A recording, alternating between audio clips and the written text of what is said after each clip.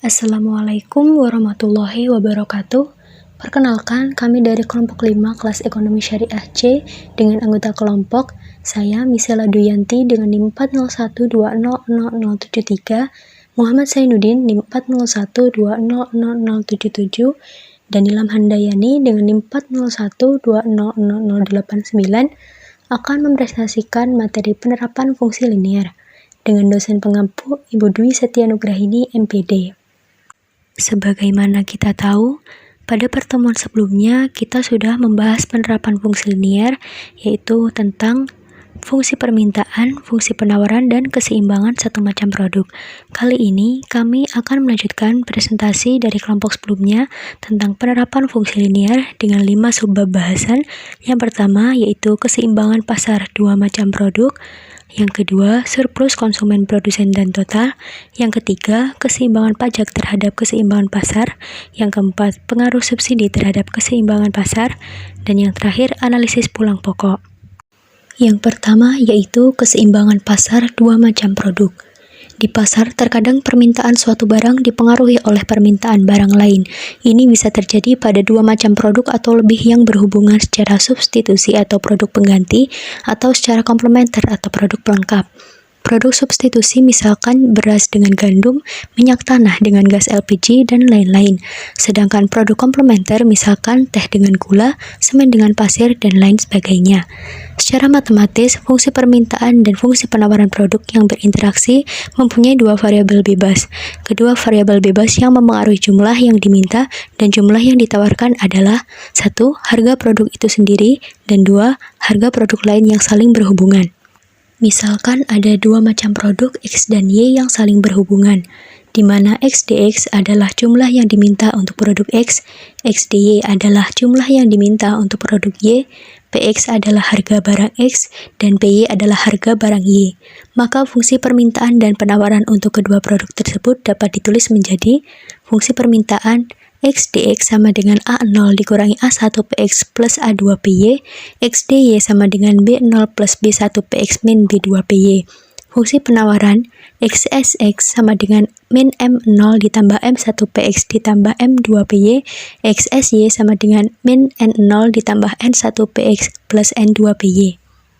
Selanjutnya, syarat keseimbangan pasar dicapai jika X sx sama dengan X dx dan X sy sama dengan X py.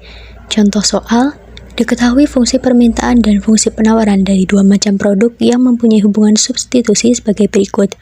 X dx sama dengan 5 min 2 Px plus Py, X dy sama dengan 6 plus Px min Py, dan X sx sama dengan min 5 plus 4 Px min Py, X sy sama dengan min 4 min Px plus 3 Py. Carilah harga dan jumlah keseimbangan pasar. Penyelesaian. Sebagaimana kita ketahui bahwa syarat keseimbangan pasar adalah X sx sama dengan X dx dan X sy sama dengan X dy. Kita masukkan X sx-nya min 5 plus 4 Px min Py sama dengan X dx-nya 5 min 2 Px plus Py.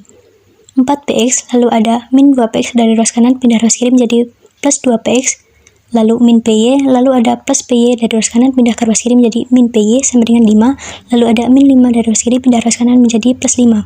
4 Px tambah 2 Px sama dengan 6 Px, min Py min 2 Py sama dengan 5 tambah 5, 10.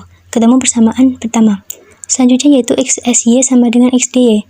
X sy-nya min 4 min Px plus 3 Py sama dengan 6 plus Px min Py.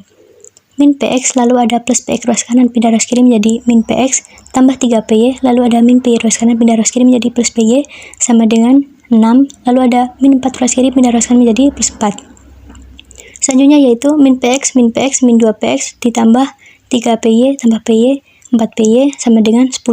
Kita sederhanakan dengan membagi 2 yaitu min 2 Px bagi 2 min Px 4 Py bagi 2 2 Py sama dengan 10 bagi 2 5. Ketemu persamaan kedua.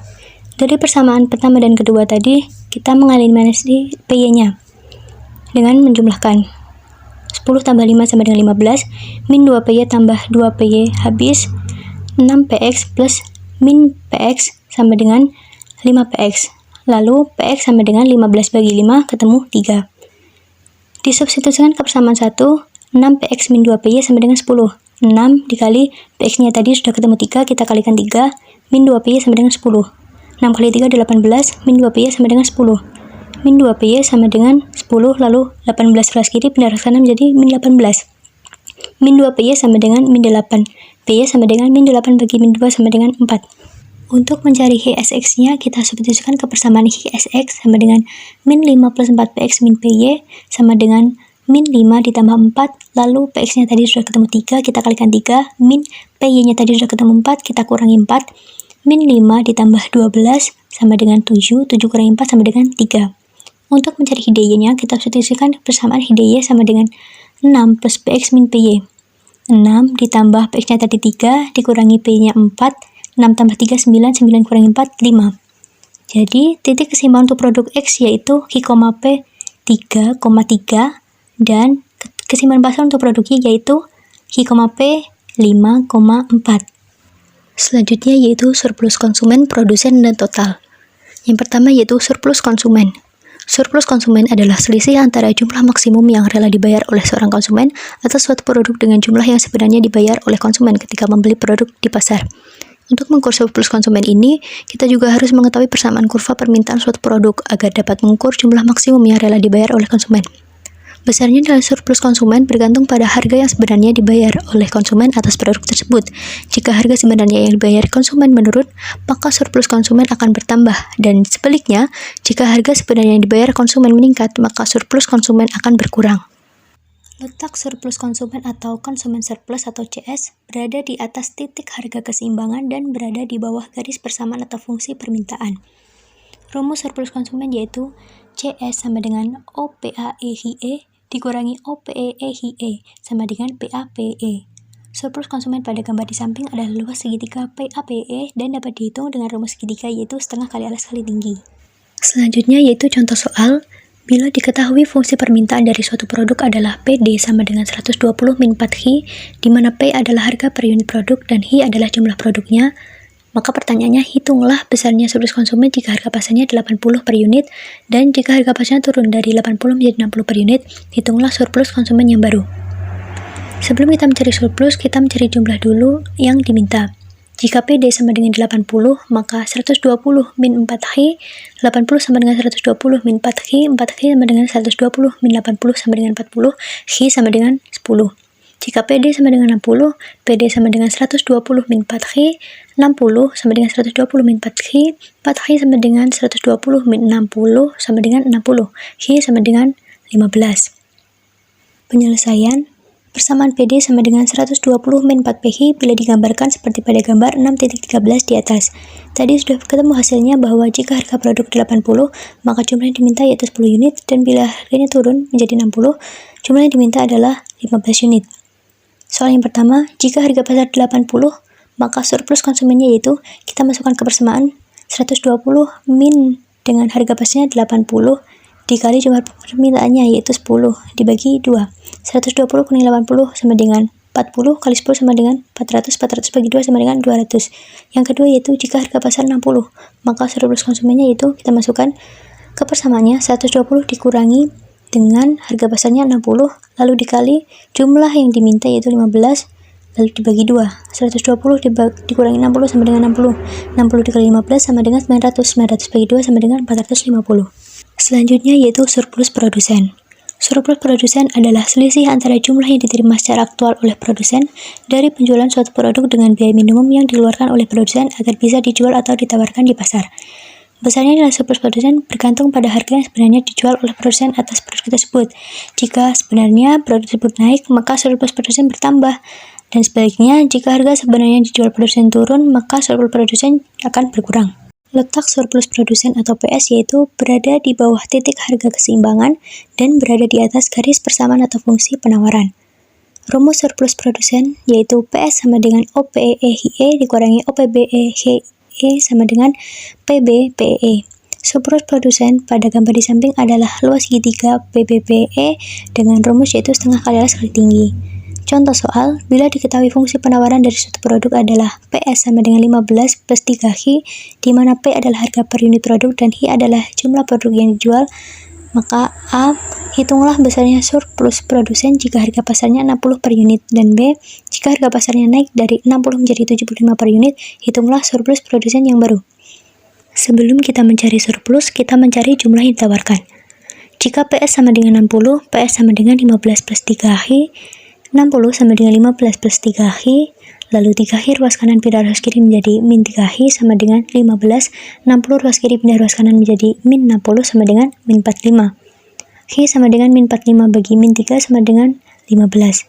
Jika PS sama dengan 75, PS sama dengan 15 plus 3H, PS-nya 75 sama dengan 15 plus 3H, lalu 3H ruas kanan pindah ruas kiri menjadi min 3H sama dengan 15, lalu 75 ruas kiri pindah ruas kanan menjadi min 75 sama dengan min 60. H adalah min 60 dibagi min 3 sama dengan 20. Selanjutnya yaitu penyelesaian persamaan PS sama dengan 15 plus 3H bila digambarkan akan menjadi gambar di atas, gambar 6.15. Jika harga produk 60, maka jumlah yang ditawarkan 15 unit, dan jika harga naik 75, maka jumlah yang ditawarkan menjadi 20 unit.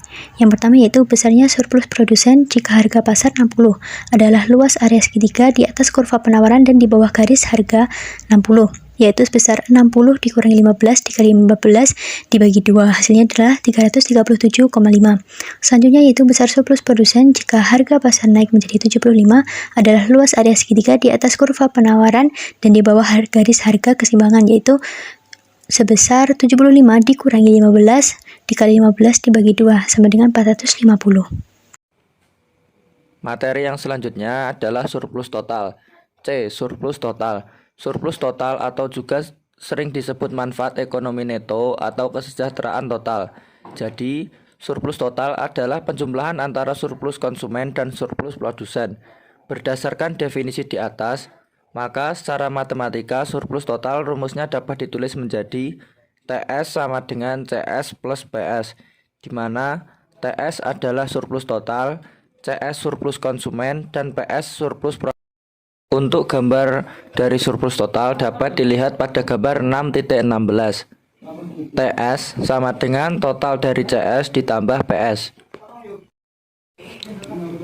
Sebagaimana diketahui, surplus konsumen atau CS sama dengan nilai manfaat bagi pembeli dikurangi dengan nilai yang dibayar sebenarnya oleh pembeli.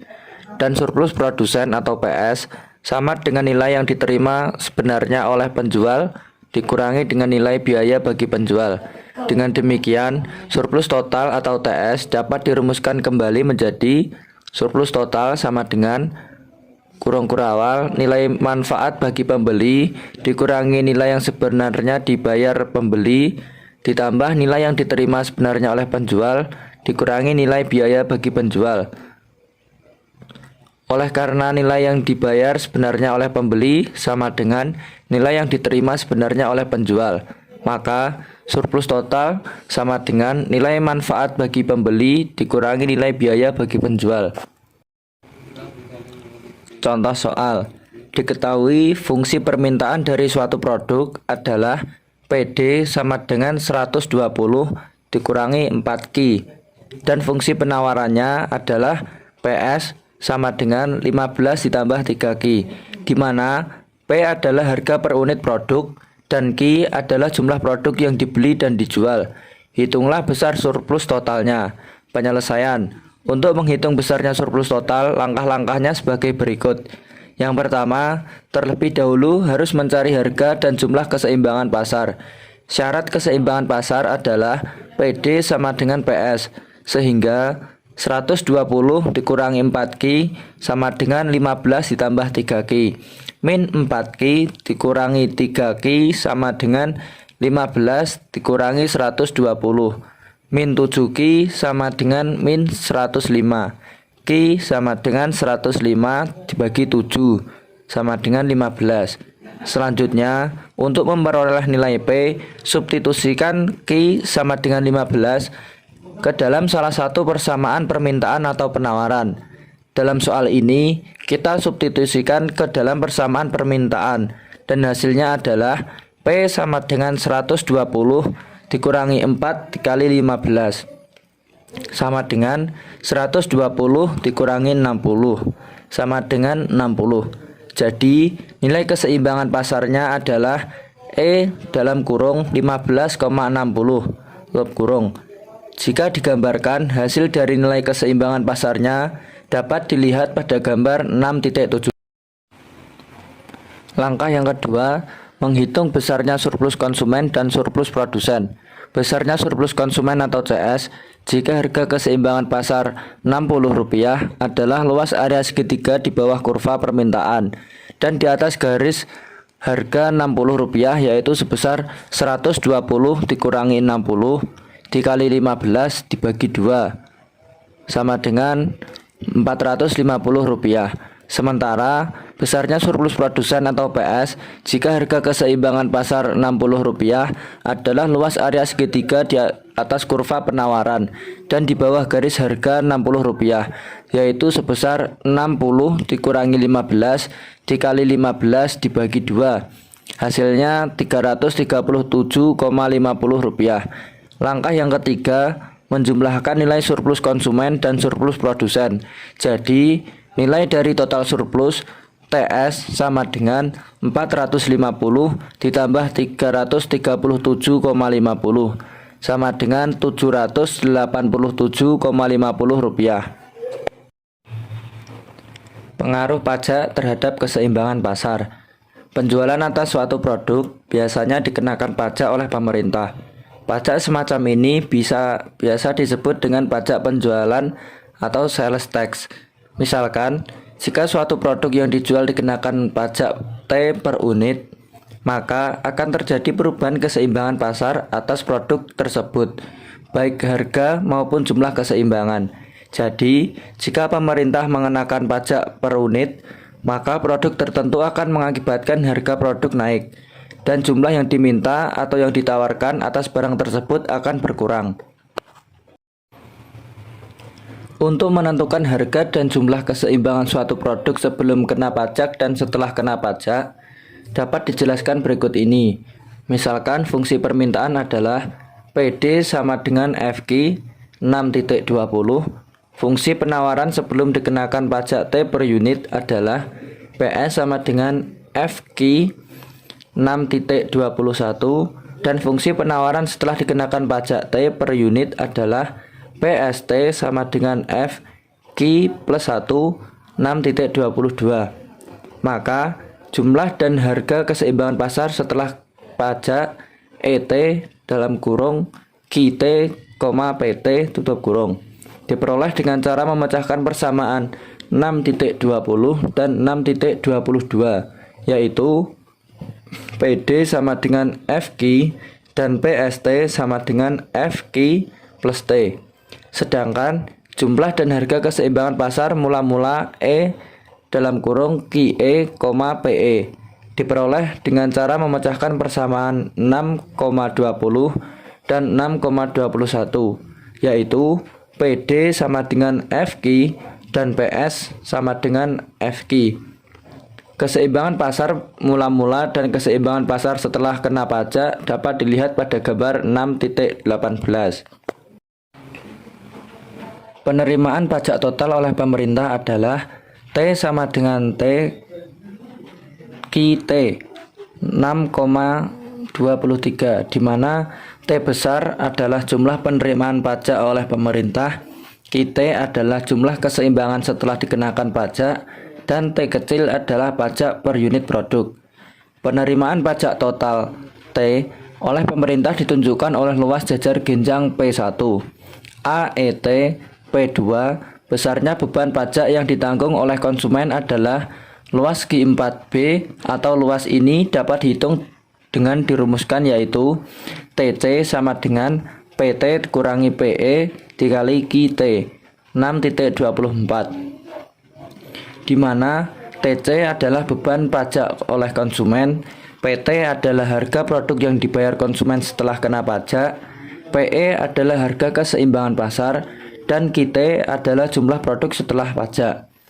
Sedangkan pajak yang ditanggung oleh produsen adalah luas Q4D atau luas ini dapat dihitung dengan rumus yaitu TP sama dengan PE kurangi PR QT atau TP sama dengan T dikurangi TE 6.25 di mana TP adalah beban pajak yang ditanggung produsen, PR adalah harga produk yang diterima produsen setelah kena pajak.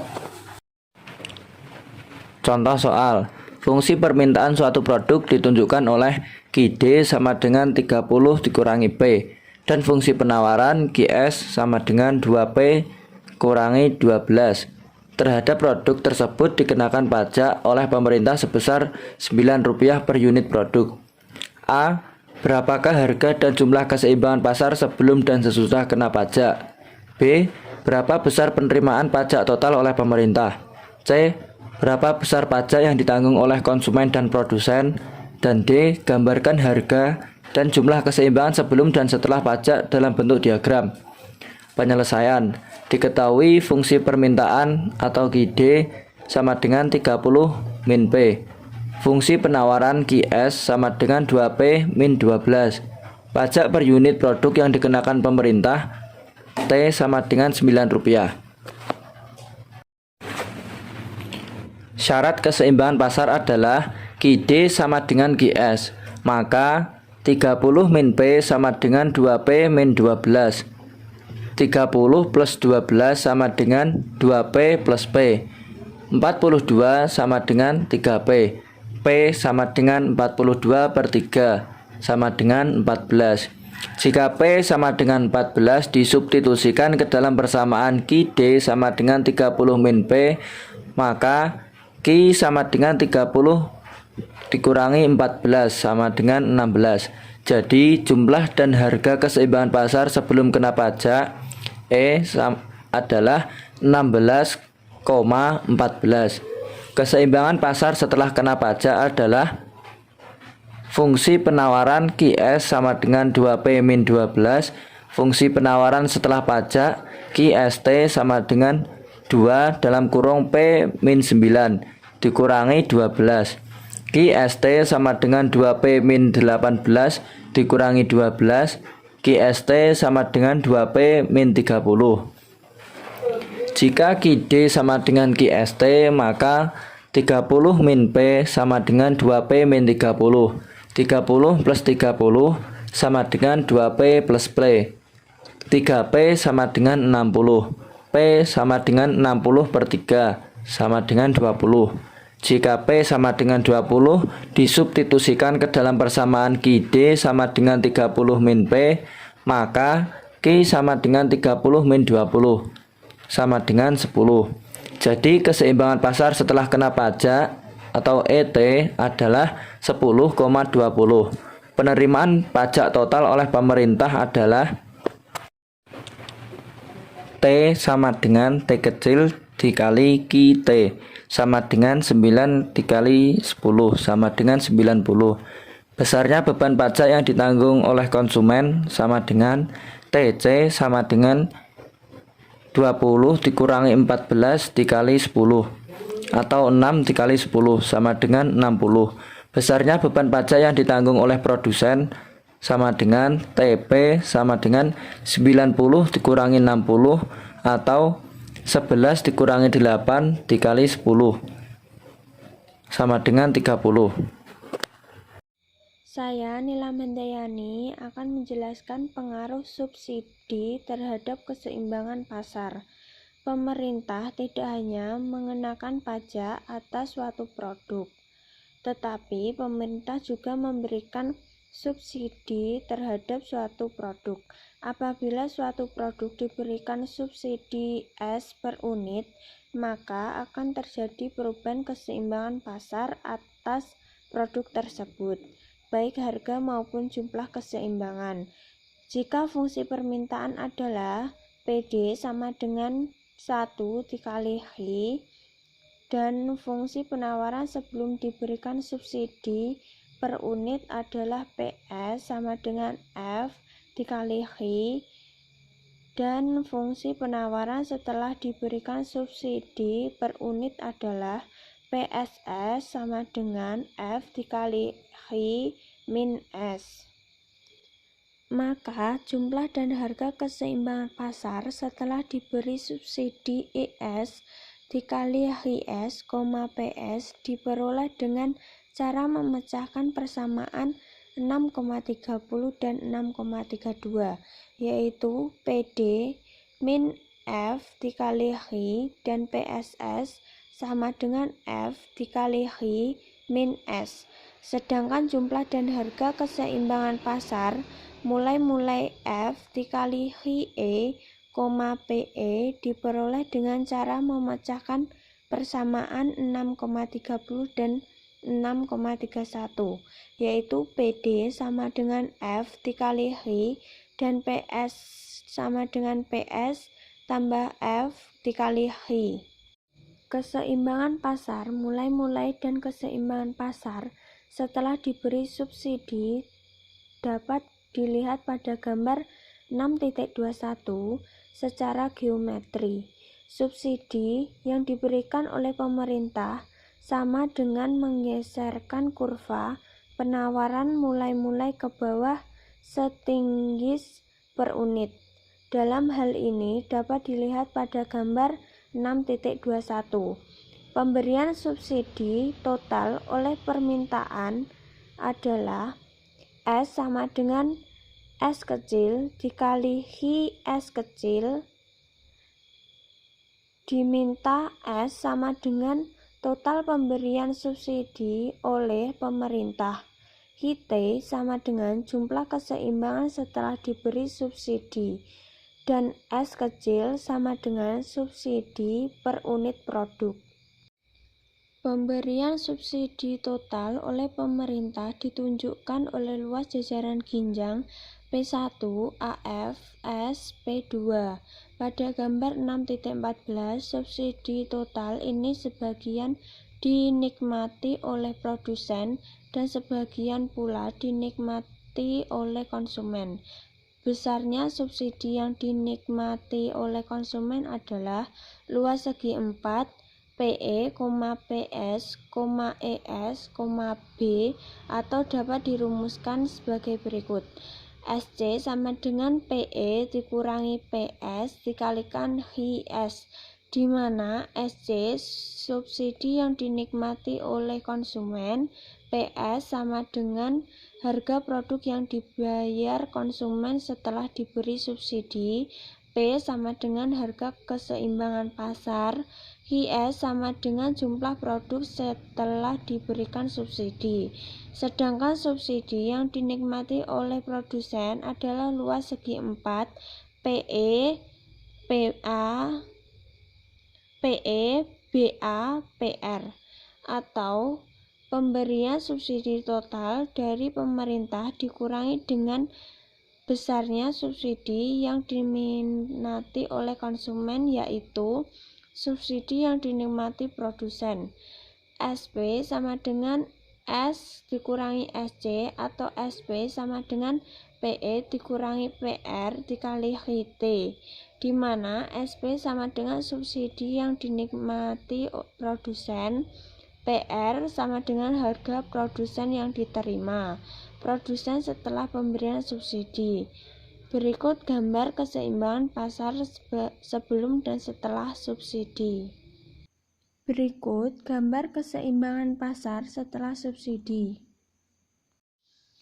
Contoh soal, fungsi permintaan suatu produk ditunjukkan oleh PD dikurangi 15 dikurangi H dan fungsi penawaran PS sama dengan 0,5 H ditambah 3 jika pemerintah memberikan subsidi sebesar Rp 1,5 per unit produk, maka berapakah harga dan jumlah keseimbangan sebelum dan sesudah subsidi? Berapa besar subsidi yang diberikan oleh pemerintah? Berapa besar subsidi yang dinikmati oleh konsumen dan produsen? Dan gambarkan dalam suatu diagram. Penyelesaian A. Keseimbangan pasar sebelum subsidi adalah P sama dengan 7 dan H sama dengan 8. Dilihat penyelesaian contoh 6.10 sebelumnya. Fungsi penawaran sebelum subsidi PS sama dengan 0,5 H ditambah 3. Fungsi penawaran setelah subsidi PSS sama dengan 0,5 H ditambah 3 min S sama dengan 0,5 H ditambah 3 dikurangi 1,5 sama dengan 0,5 ditambah 1,5. Jika PD sama dengan PSS, maka 15 dikurangi sama dengan 0,5 ditambah 1,5. Min 1,5 sama dengan min 13,5. Sama dengan 9. Disubstitusikan ke persamaan 1. P sama dengan 15 dikurangi P sama dengan 15 dikurangi 9 sama dengan 6. Jadi keseimbangan setelah subsidi ES sama dengan 9,6. Yang B besarnya subsidi yang diberikan oleh pemerintah. S sama dengan 1,5 dikali 9 dikurangi 13,5. Yang C besarnya subsidi yang dinikmati oleh konsumen adalah SC sama dengan 7 dikurangi 6 dikali 9 sama dengan 9. Besarnya subsidi yang dinikmati oleh produsen adalah SP dikurangi 13,5 dikurangi 9 sama dengan 4,9 atau SP sama dengan 7,5 dikurangi 7 dikali 9 sama dengan 4,5. Berikut gambar keseimbangan pasar setelah subsidi. Selanjutnya, analisis pulang pokok, break-even point atau bisa disebut juga dengan titik impas. Suatu kondisi di mana perusahaan tidak mendapatkan untung atau mengalami kerugian. TC sama dengan FC ditambah VH. TC sama dengan total biaya atau pengeluaran. FC sama dengan vekon atau biaya tetap. VH sama dengan biaya variabel atau total. V sama dengan biaya produksi atau unit. H sama dengan jumlah barang. Apabila perusahaan tidak produksi, H sama dengan 0, maka biaya total sama dengan biaya tetap total. TC sama dengan TF, ada biaya variabel, total menjadi 0. FI sama dengan 0, penerimaan total adalah perkalian antara harga produk per unit dengan jumlah produk yang dijual. Dengan demikian, persamaan penerimaan total dapat dinyatakan dalam bentuk matematis, yaitu TR sama dengan P dikali H, di mana TR sama dengan penerima total, F sama dengan harga produk per unit, H sama dengan jumlah produk yang dijual. Penerimaan total akan menjadi 0, TR sama dengan 0 apabila tidak ada jumlah produk yang terjual. H sama dengan 0 walaupun harga jualnya sebesar apapun. Yang pertama, rumus pulang pokok dalam unit. TR sama dengan TC, PH sama dengan FC ditambah VH, PH dikurangi FH sama dengan FC, H dikali P dikurangi V sama dengan FC, H sama dengan C dibagi P sama dengan V. Berikut diagram fungsi penerimaan total dan analisis pulang pokok. Yang pertama fungsi penerimaan total, yang kedua titik pulang pokok. Contoh soal, sebuah perusahaan menghasilkan produk dengan biaya variabel per unit 4.000 dan harga jual per unit 12.000. Manajemen menetapkan biaya tetap 2.000. Tentukan jumlah unit produk yang harus dijual agar mencapai BEP dan gambarkan titik pulang pokok tersebut ke diagram. Jawaban diketahui, V sama dengan 4.000, P sama dengan 12.000, dan FC sama dengan 2.000. H sama dengan C dibagi P dikurangi V sama dengan 2.000 dibagi 8.000. Hasilnya 250 unit. Dan gambar diagram ada di sampingnya. Itulah yang bisa disampaikan dari kelompok kami. Bila ada kurang Kami mohon maaf. Wassalamualaikum warahmatullahi wabarakatuh.